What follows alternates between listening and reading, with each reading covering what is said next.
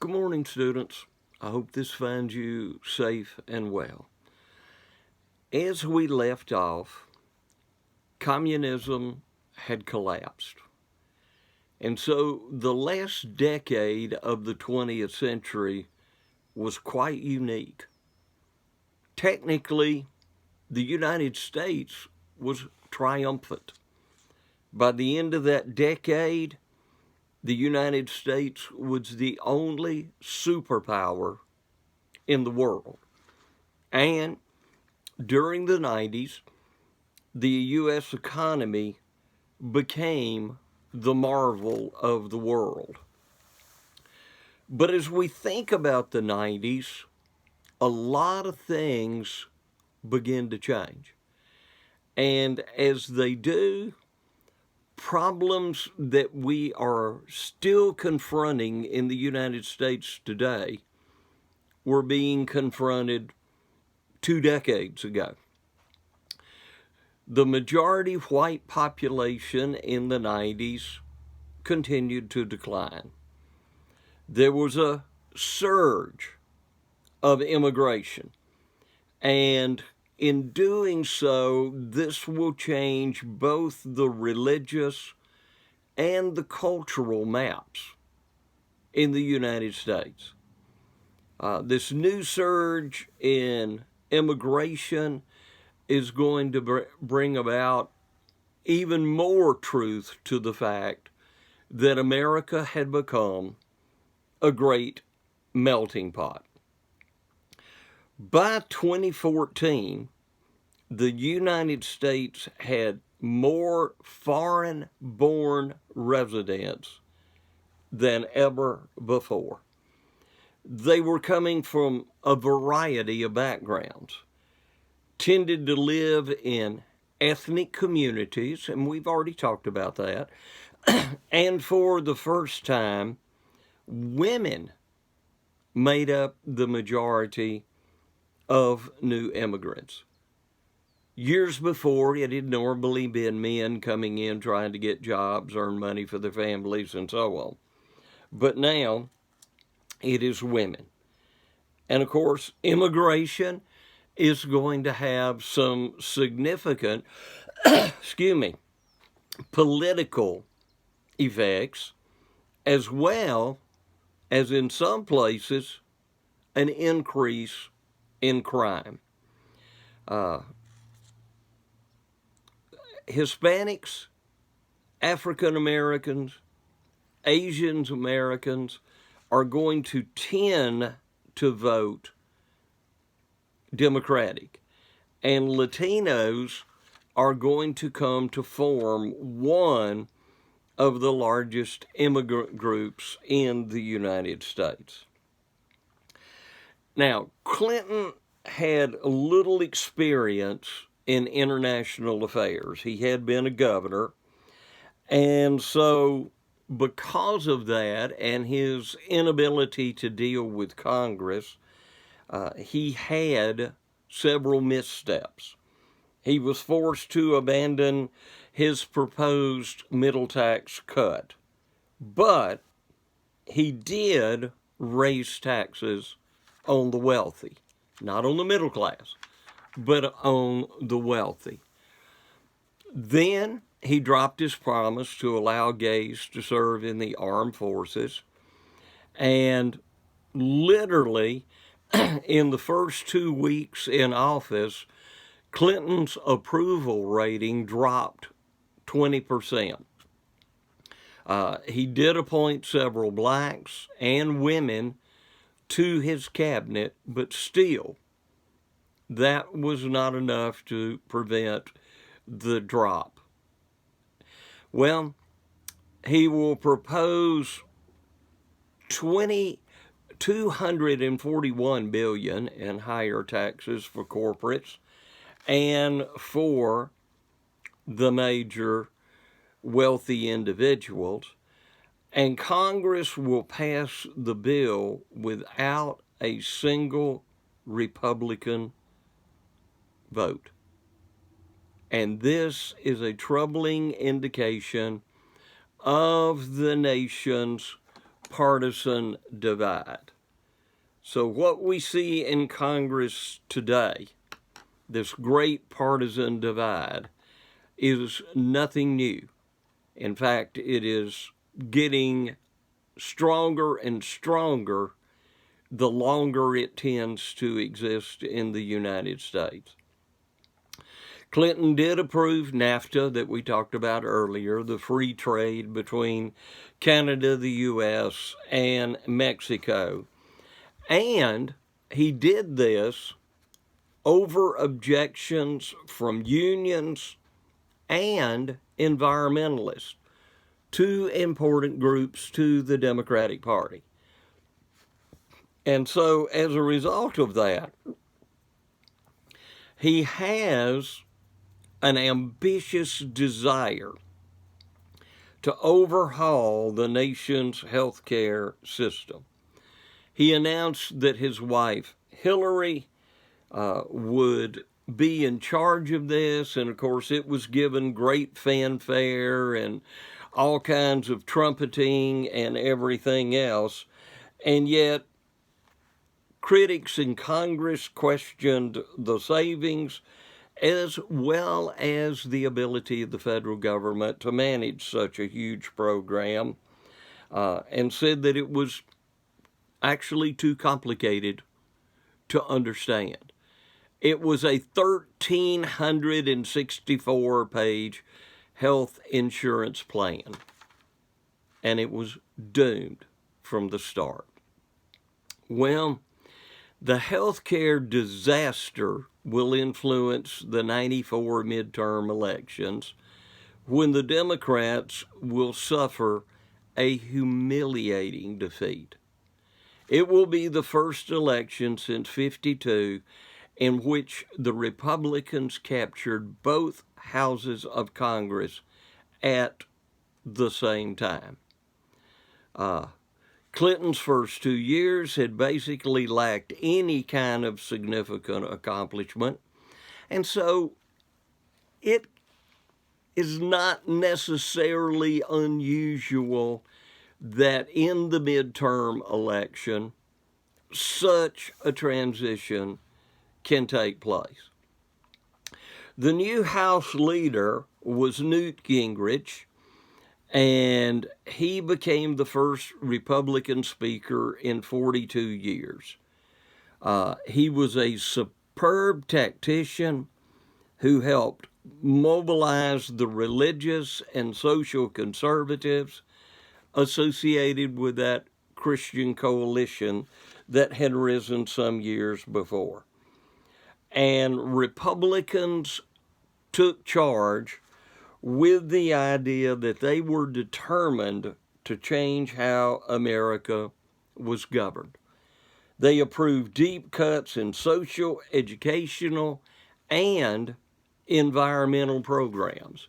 The conservatives, however, are going to push their agenda too hard and too fast, and they are not going to be able to launch the so-called Republican revolution that they had hoped. And Gingrich became more and more heavy-handed as time went on, and as a result of that, he will wind up with higher negative ratings in public surveys than even Clinton. So, Clinton comes along then as we're looking toward a second term, and he tries to rebuild his image by campaigning against what he called a radical Congress. Now, the conservative mood also revealed itself in some Supreme Court rulings. The court had come to share the growing suspicion of the legitimacy of race-based programs, and so some of these were cut back and rearranged because of those conservative tendencies. Now, Clinton keeps emphasizing he's in the center. He's not a leftist. He's not a rightist. He's somebody in the center. And the Congress will pass in the summer of '96 a comprehensive welfare reform bill that Clinton will sign with some reservations.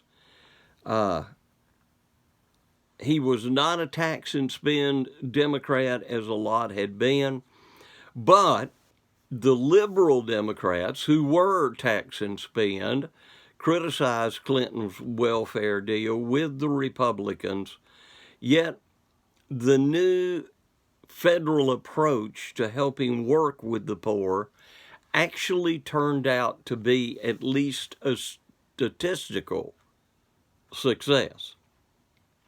And so the Republican presidential nomination in '96 was Bob Dole.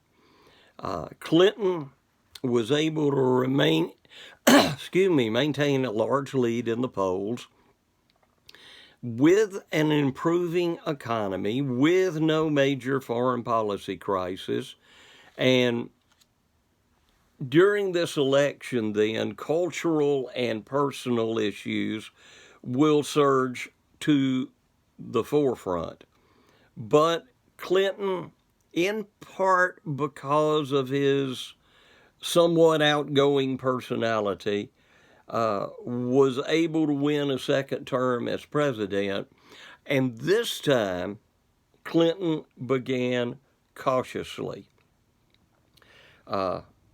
Now, during his last 3 years in office, the federal government will actually generate unheard of budget surpluses.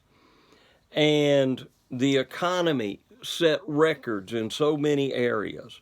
Low inflation, low unemployment, dizzying corporate profits, and, of course, personal fortunes. The long economic boom began as prices barely rose. And then, let's talk about a subject that has become very much a part of the discussion of our time right now. Globalization. This is the new economic policy. Now, if you study world history, you will find out that there has been long-distance trade since the Bronze Age. In Afro-Eurasia, there will be the development of what are called the Silk Roads. And there will be all kinds of trade. Trade will actually be what causes Western Europe, after its Renaissance rise, to go into the age of exploration. Now, this has been very, very important. Globalization, though, changes a lot of things. In globalization, a lot of U.S. companies will outsource their strategies by moving their productions offshore, where there is a cheaper labor place and less taxes and so on. And so Clinton is actually going to allow that to take place. And at the same time, many European and Asian companies, especially auto manufacturers, are going to begin to build large plants in the United States to reduce shipping expenses. And so companies start swapping all around the world. And by the year 2000, the U.S. no longer will lead the world in hourly manufacturing wages. So, globalization shrinks the world in many, many ways. But, as we have seen here in recent months, globalization can create some horrific problems. Now, generally speaking, pandemics follow trade routes. The Black Death did. And the current C-19 virus has followed trade. As people are flying all over the world in trade and so on, the virus was very, very quickly spread. Europe, through the 90s, had built what was called the EU, the European Union, and they had broken down many of the traditional borders. Kind of like the United States, you could board a train in Spain and go all the way to Portugal without having to stop at each border and show your passport and so on. Well, this current pandemic has really broken that down. The European nations have shut their borders off. And there are people wondering what will be the outcome of that. Of course, the United States has tended to shut its borders down now because the pandemic can move so quickly, and it does have person-to-person transmission. So where globalization does have its benefits, globalization has its huge threats. And we have many in the United States right now who are wanting American businesses to come back on shore, especially American pharmaceuticals, many of which are produced in China, the very epicenter of this current pandemic. And so, we see the effects of globalization. It'll be interesting. And I am not a prophet, and I am not going to predict anything. But it will be very interesting to see the changes that may occur as a result of this pandemic. But many, many, many economies have been tremendously damaged as a result of what has taken place. And globalization, regardless of what its supporters may want to say, very much had a part in it. Now, Bill Clinton was concerned about domestic politics. He had very little interest in global politics. And you have a lot of difficulty going on in the world around us. Haiti, the poorest nation in the Western Hemisphere, will have an army uprising that will remove an elected president. And in '94, Clinton will announce his intention to restore him to power. And he will use Jimmy Carter, the former president, to help negotiate a last-minute settlement that allowed military leaders to relinquish their control on the Middle East. Clinton continued Bush's policy of trying to orchestrate negotiations between the Arabs and the Israelis. And that has mainly been an effort of trying, not an effort of a whole lot of great success. Yugoslavia will be one of the big exceptions to the revolutions of 1989. It will disintegrate into a tremendous ethnic warfare. And it will do so basically because Yugoslavia was on the boundary between Christianity and Islam. And a lot of pinned up animosities exploded in that nation for years and years to come. Ultimately, Bosnia would become an independent nation. A Muslim Croat federation would control 51%, and a Bosnian Serb would control the remaining 49%. And so Yugoslavia will ultimately wind up dividing up, and NATO, relying heavily on United States military forces and military leadership, will ultimately result to military resources to finally bring peace into Yugoslavia. Well, during his first administration, the president was dogged by old charges revolving around improper investments with his wife, people disappearing, fraud, and failure. And though no evidence was actually uncovered that the Clintons were directly involved, between 95 and 97, Clinton had engaged in an affair with a White House intern named Monica Lewinsky. And ultimately, this will come out.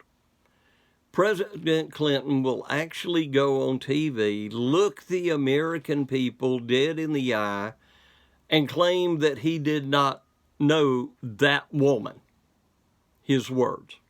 Ultimately, he will say her name. So he will become the first president to go in front of a grand jury. And as a result of all of this, Congress will be submitted, and let's realize Congress is primarily Republican, claiming there was substantial and credible evidence of wrongdoing. And so in December 1998, Clinton was impeached by the House of Representatives. And not since President Nixon had the office of the president been so greatly damaged. Now, in the Senate, the Democrats had picked up some seats, and so in February, he will be acquitted by the Senate. So Clinton becomes the second president in history to have been impeached. Okay, so we come to the presidential election of 2000. And let me read a few statistics. In the 2000 census, these are some of the conclusions. Family values were in disarray.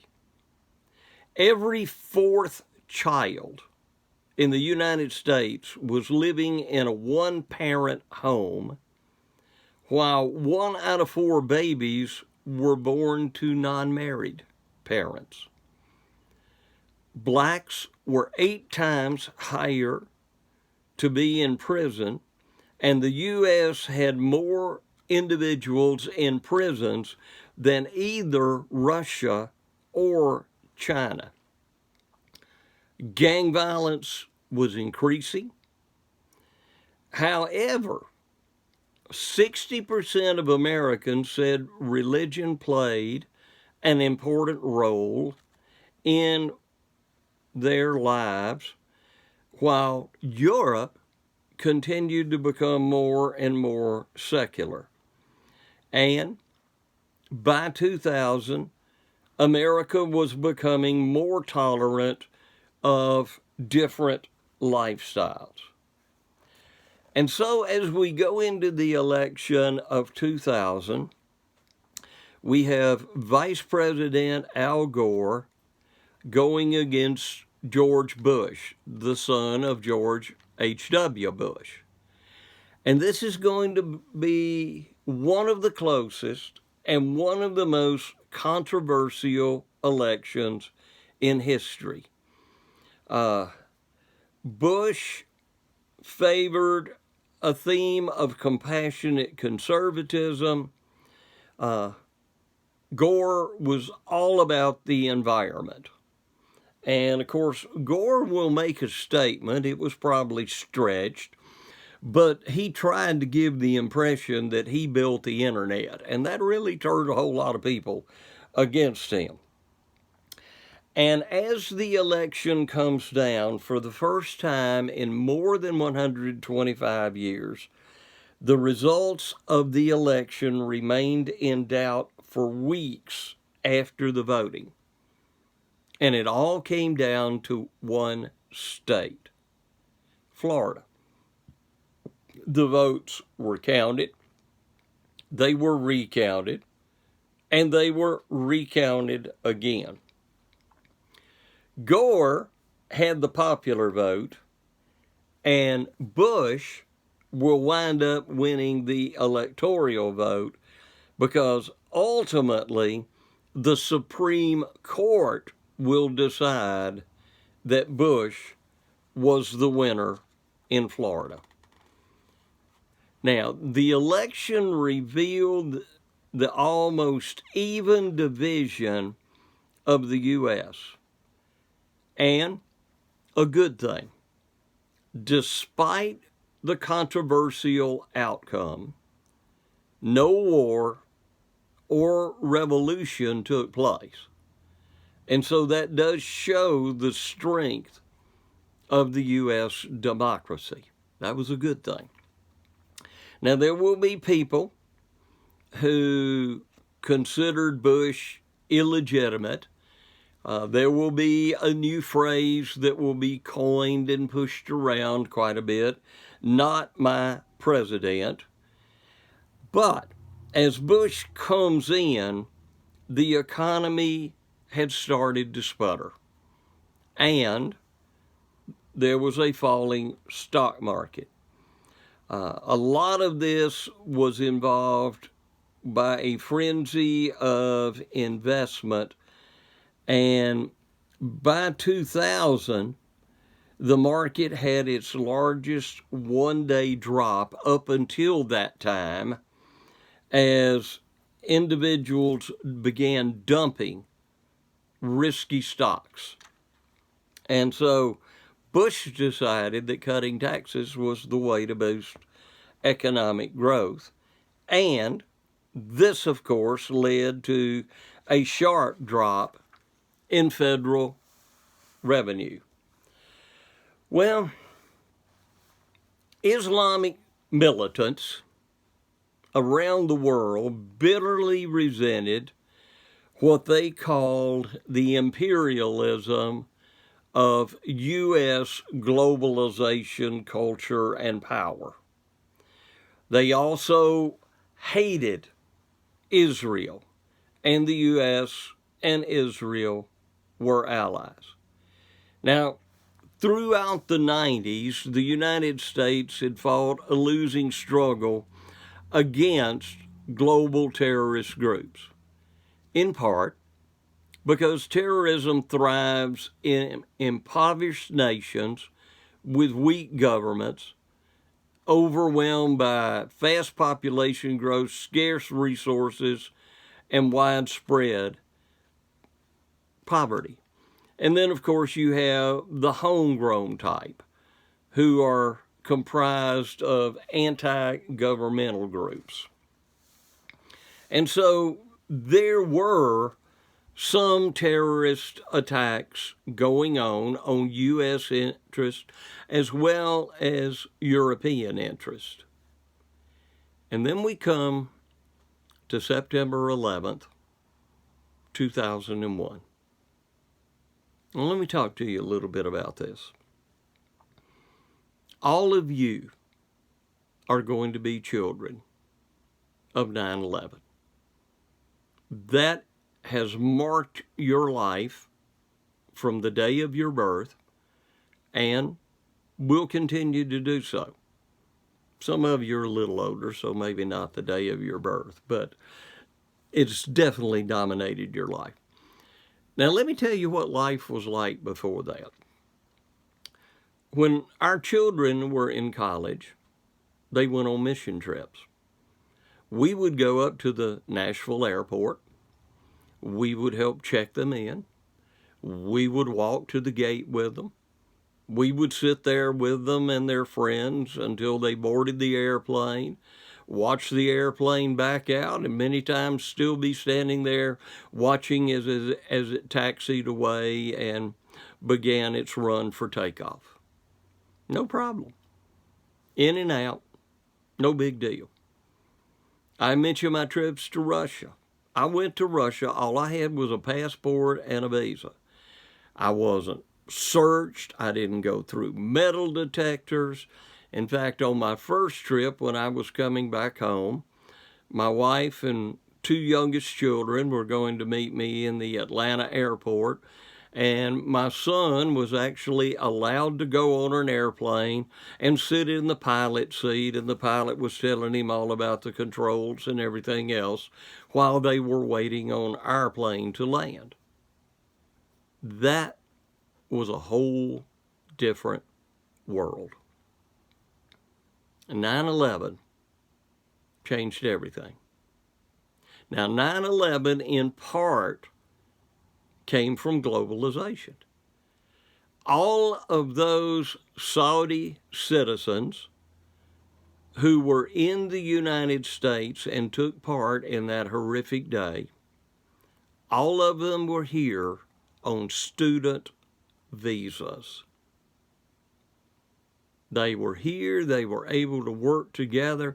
They actually went and were able to take pilot lessons, even though they were not United States citizens.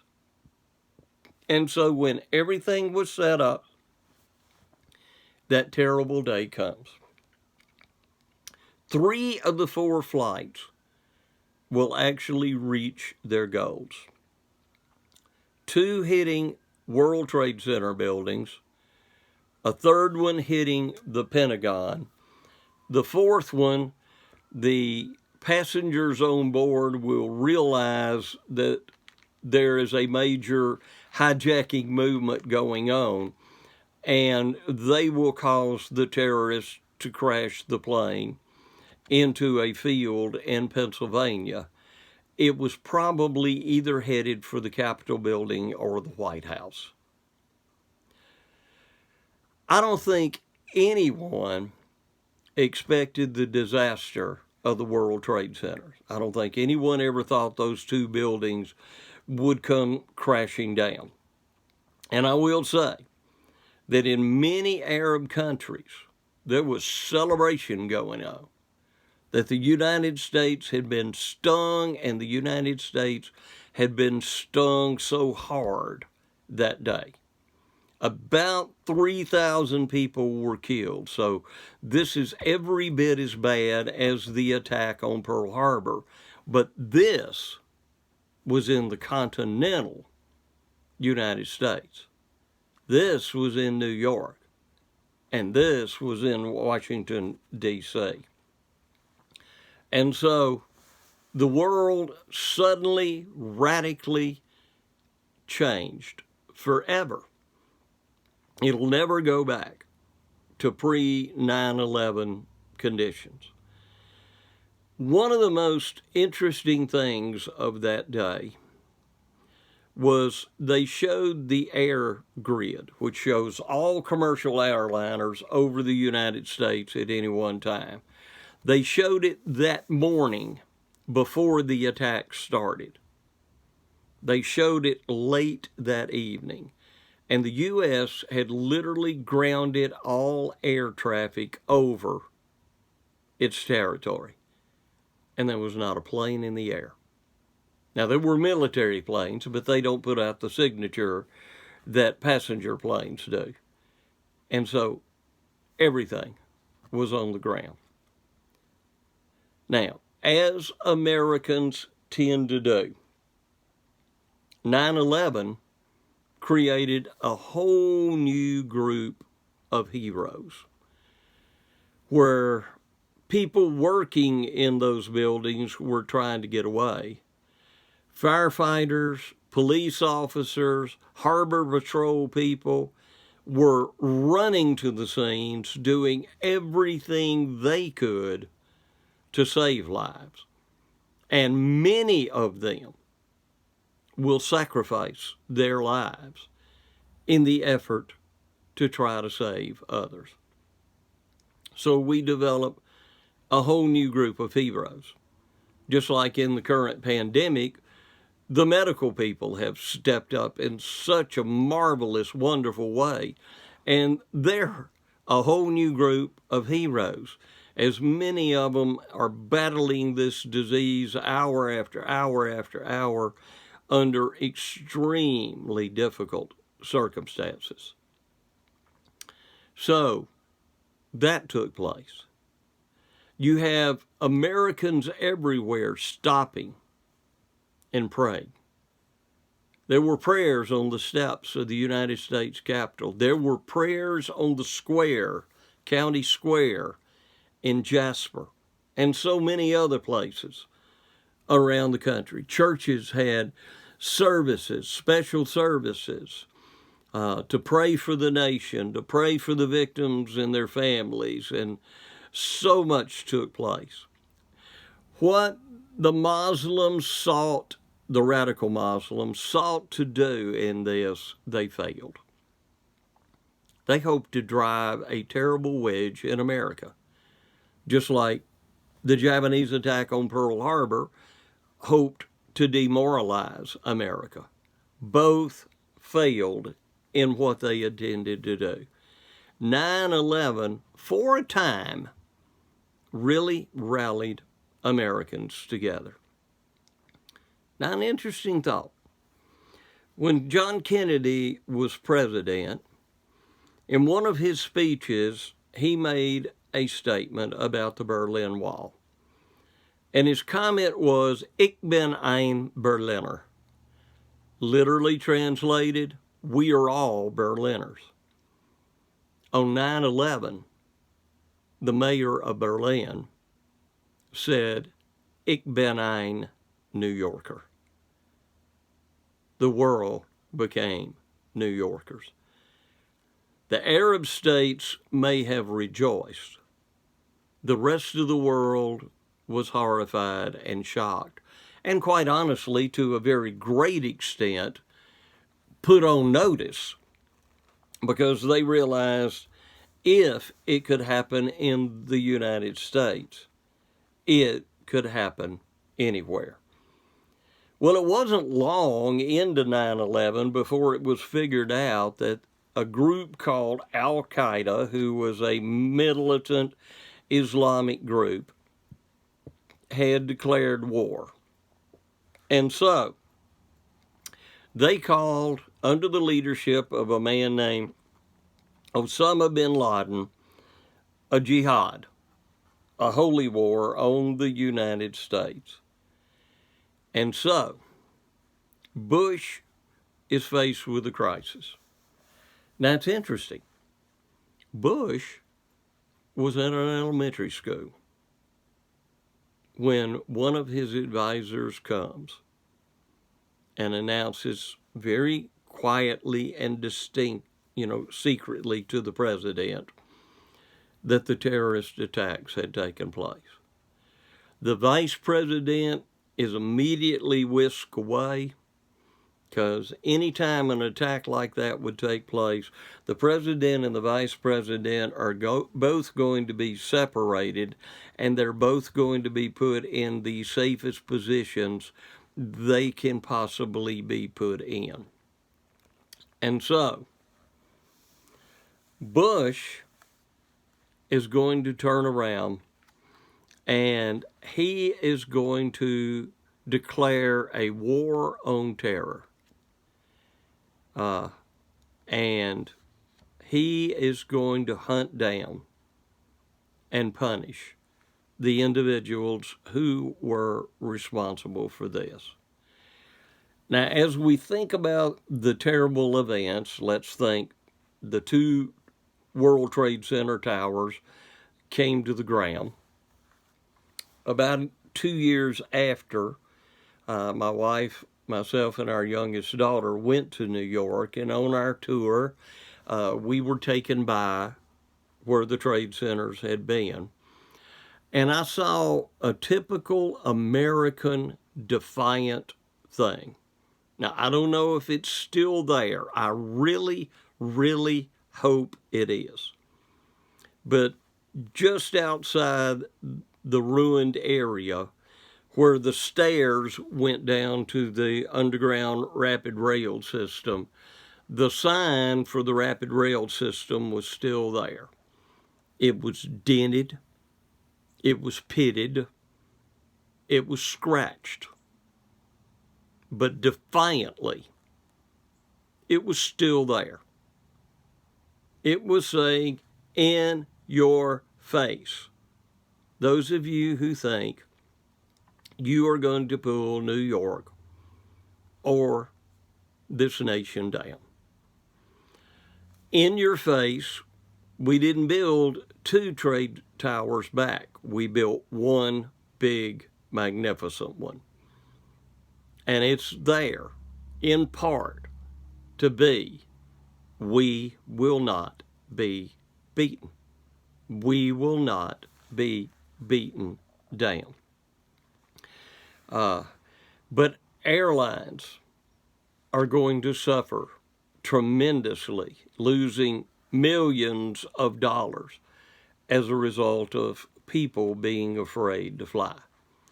Now, you will have many Americans, just like after Pearl Harbor, they're actually going to line up and enlist in the military to help the cause of the United States. A wave of patriotic fervor rolled over the United States. Of course, a day of fear did as well. And it is going to take a while for the United States, obviously, to recover from that. Well, in the Middle East, the Taliban, one of the leading tribal-type groups, refused to turn over Osama bin Laden, and the United States and some allies will launch a war into Afghanistan where weapons we actually contributed for the Afghans to fight the Soviets will be turned around and used against us in that war. Most of the world supported the action into Afghanistan because they realized the United States had been attacked. But when Bush will turn around and try to finish what his dad began in the first Gulf War and attack Iraq, that part of the war will not be well supported by the world, and it will receive a tremendous amount of criticism, even from some of our most staunch allies. And we'll talk about that a little bit more when we get there. Well, President Bush creates a new facility.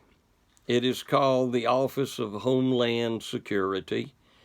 And so security is not only going to be increased in the United States, it's going to be increased worldwide.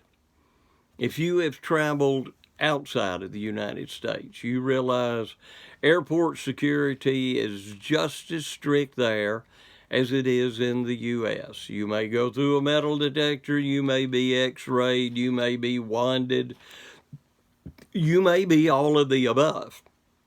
There are some airports where you are possibly going to be patted down. And so security has increased tremendously. We will create what is called the Patriot Act, which will give government agencies the right to eavesdrop on even confidential conversations.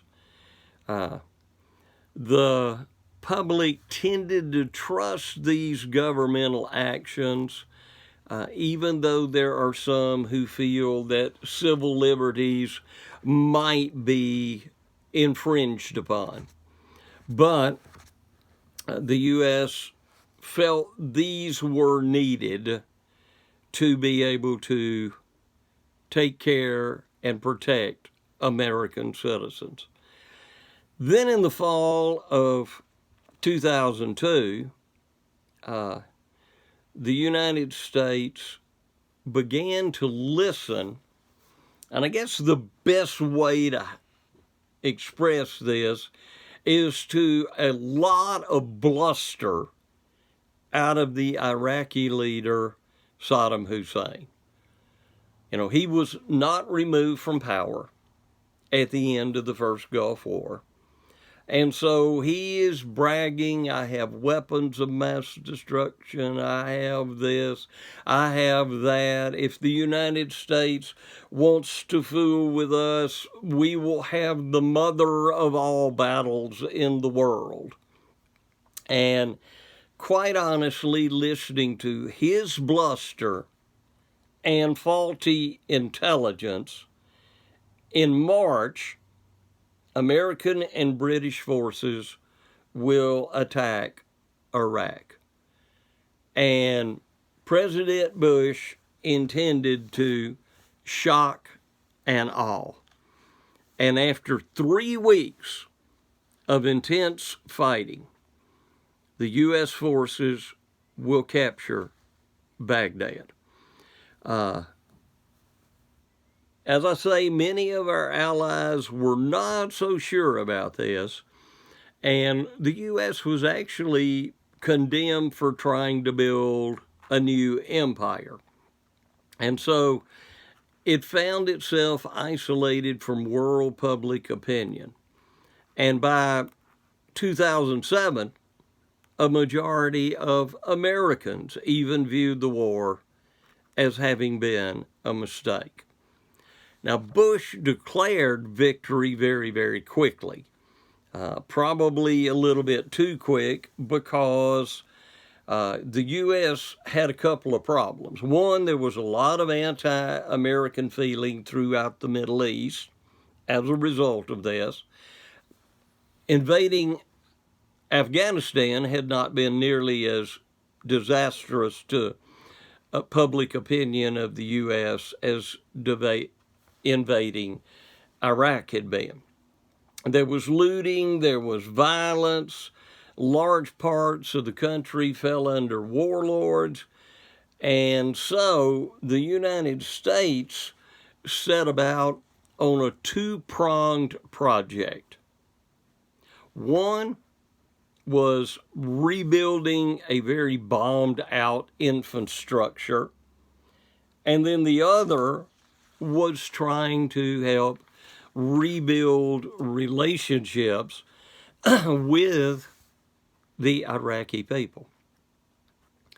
Now, what is interesting is what was pictured on television and what in many cases was actually taking place.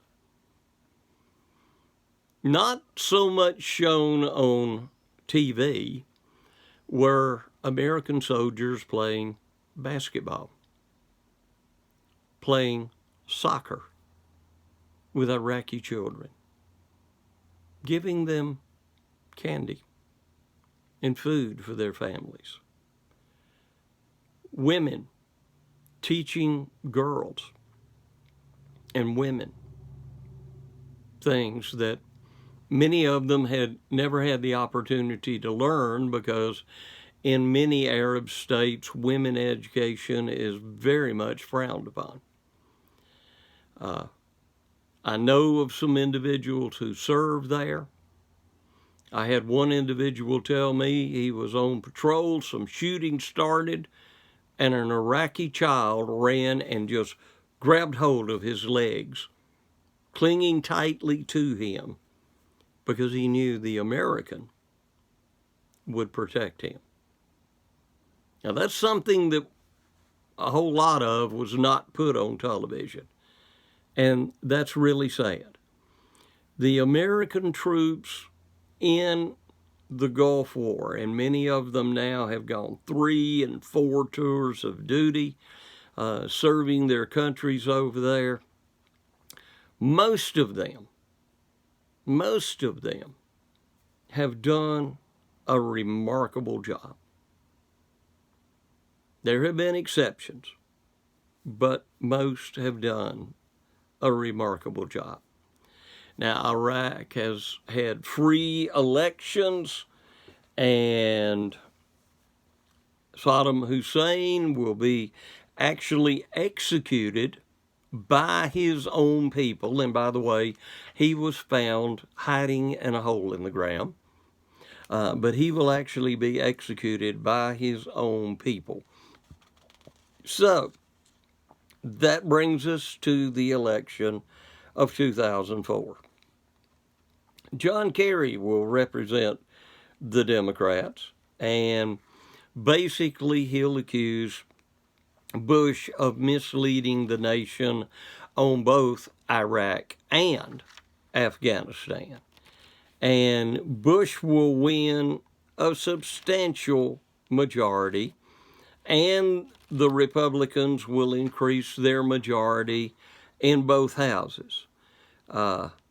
Normally speaking, an American president in time of war has never suffered defeat. They are always reelected. So not to say this will always remain true, but normally speaking, that is true. Bush's next 2 years were basically devoid of any kind of significant achievement. And then in 2005, a natural disaster happens. Hurricane Katrina will hit the Gulf Coast, especially New Orleans. Now, a thing about New Orleans, when the French first got there, during the colonial period, long before the French and Indian War, a French engineer told the French leaders, do not build a city here. It's not a safe place. So even that far back, people realized that wasn't where you build a city. You don't build a city below sea level on a river that is fed by the Gulf of Mexico. Pardon my French, students, that's just not smart. But that's what they did. And so as Katrina came through, you have a terrible flooding situation take place. Now, Bush will receive a lot of criticism for what he did and did not do. But the mayor of New Orleans did not order an evacuation of low-lying, poor areas. That's number one. Number two, he had a whole fleet of school buses, by the way, that wound up being left in a low-lying area and ruined, that he could have put those people on and gotten them out of those areas. But the mayor did nothing. The governor did nothing. And so there are going to be people trapped on rooftops for days. There are going to be people at the big domed stadium in New Orleans that can't get food, they can't get water, the facilities there cannot stand that crowd of people with the water having infiltrated the ground so much. And it will be a terrible situation. We come up with another group of American heroes. A part of the military we don't talk about too often. the Coast Guard. These people were flying helicopters, they were rescuing people, they were working tirelessly to help the situation out in New Orleans. FEMA didn't do a good job by any stretch of the imagination, and yet Bush said they did, and so that hurt him as well. So what happened is a natural disaster became a human disaster with inept local, state, and national problems. So everybody failed.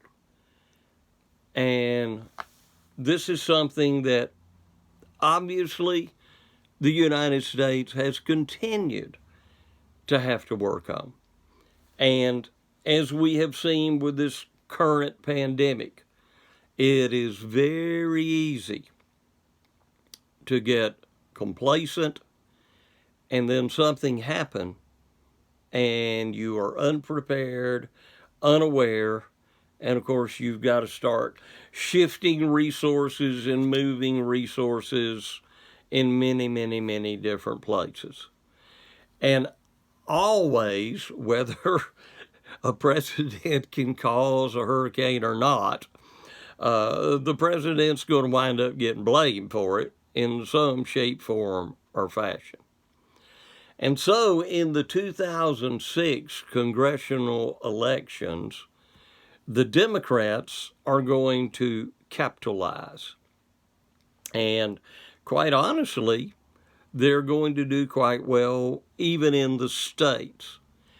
And that political stalemate that had begun during the Clinton administration sets in even more. If you can believe it, it's going to actually become worse. But in this victory, Californian Nancy Pelosi will become the head of the House of Representatives. She will be the highest ranking woman in the history of the United States Congress. And by the way, she is the second person in line for the presidency in that position. If the president dies, the vice president automatically assumes the role of president. If another vice president has not been appointed and something happens to the vice president, the Speaker of the House becomes the President of the United States. And so, big changes occurring in the country. Through the fall of 2006, Iraq is really a pretty violent place.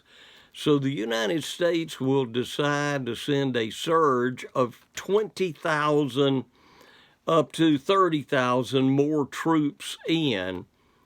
And by the fall of 2008, the violence in Iraq had pretty much declined, and the United States was able to support an Iraqi elected government in that state.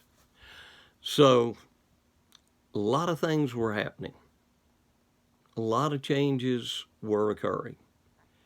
Now, Afghanistan has become the longest war in United States history.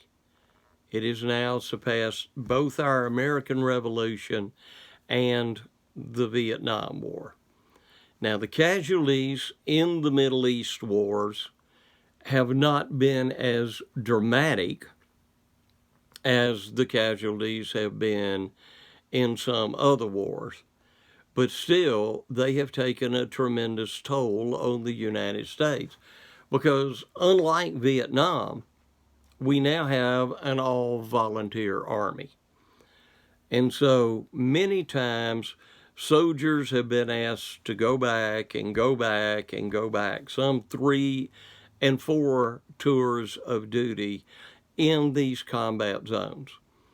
And this has placed a tremendous amount of pressure on our young people that are serving in the military.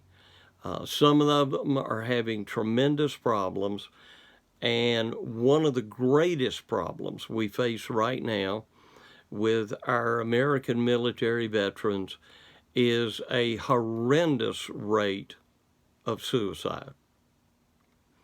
We need to do a much better job of getting counselors for these soldiers, getting people to help them be able to transition back into a more normal life when they leave the military. And another striking tragedy is how poorly the VA system has been able to keep up with things. There has been corruption, delays. I mean, people are waiting 6 months to get a doctor's appointment. And there are a lot of things that need to be fixed in the VA system as well.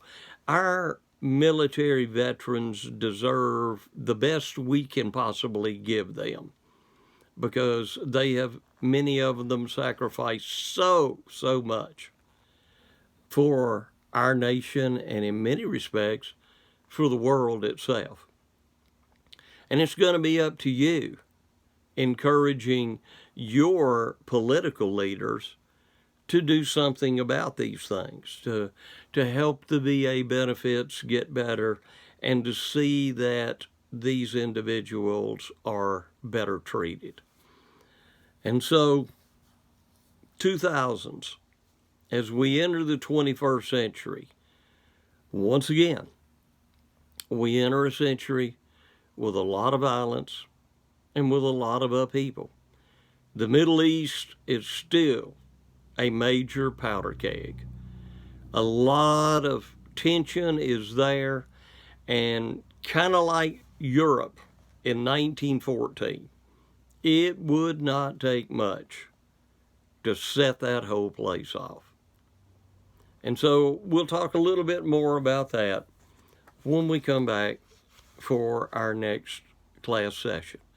Students, please continue to be safe and take care of yourselves.